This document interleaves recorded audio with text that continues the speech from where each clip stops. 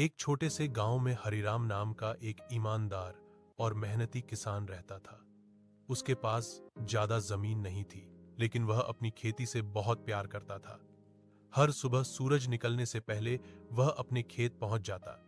उसके साथ उसका 10 साल का बेटा सोनू भी जाता था।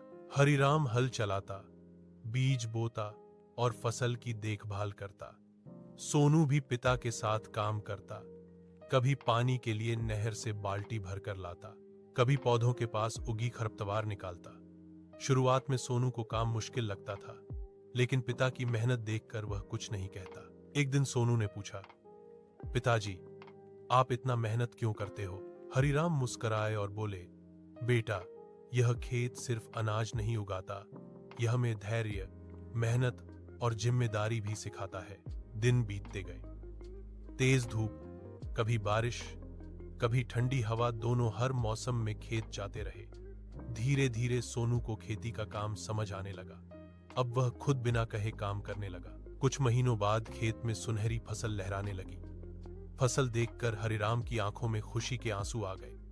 उसने सोनू के सिर पर हाथ रखकर कहा, बेटा, यह फसल हमारी मेहनत का फल है। सोनू ने गर्व से कहा, पिताजी, अब मुझे समझ आ गया है कि मेहनत कभी बेकार नहीं जाती। उस दिन से सोनू ने तय कर लिया कि वह पढ़ाई के साथ साथ खेती का ज्ञान भी सीखेगा और अपने पिता का हाथ हमेशा बौंटाएगा।